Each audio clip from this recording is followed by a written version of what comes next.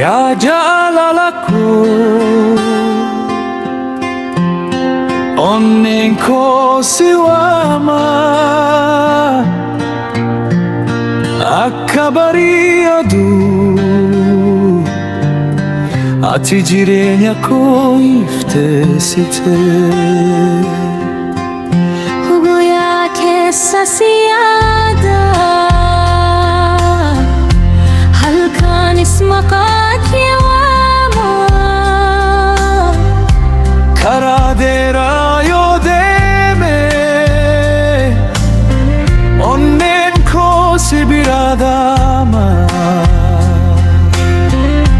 Kabeenyi hin barbaachisu maqaan guddaan naaf ta'u. Jaalalli kee qofa naaf ga'a suma qofatu anaaf mootummaa. Bubbeen yoo kaa'e Rubni yoo rube harka kee hin dhiisu si waliin nan dhaabata.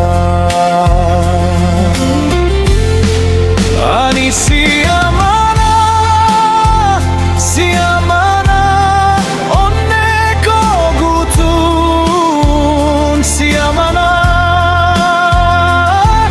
ati ifaa jireenya koo. Abdii koo fi gammachuu koo. Ani si amana, si amana. Jaalalli keenya hin citu jechuun amana. Hanga tullitee baatu. Suma waliin nan jiraadha.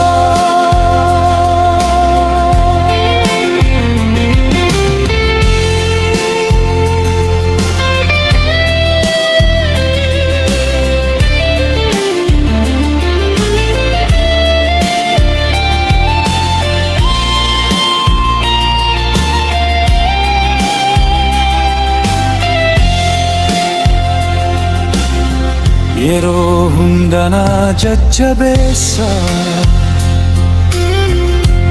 imimmaan koo ni hacha.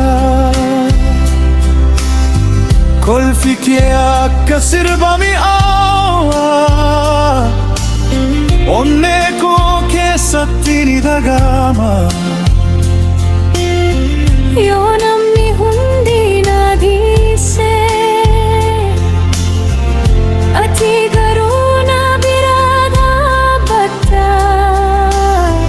Jaalalli kee akka muka jabaa bubbee hundumaa ni mo'atu.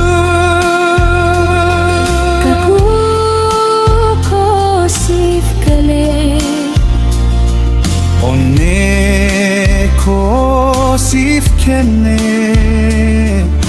ani si hin dhiisu jireenya koo guutuu. Walumaan haa imallu jaalalli keenya haa dagaagu. Waggaa keessa waggaatu Onneen keenya tummu ifa bariin haa mul'atu.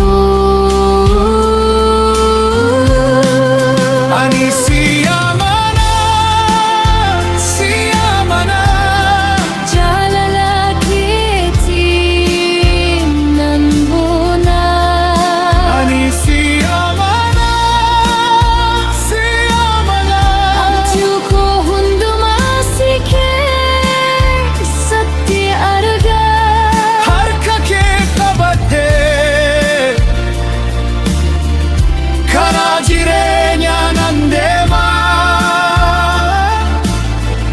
Jaalalli keenya bara baraan onnee keessa haa jiraatu.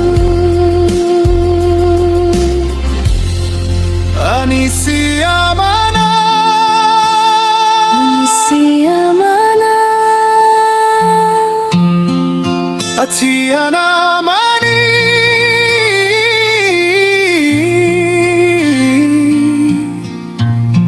Jalali Kenya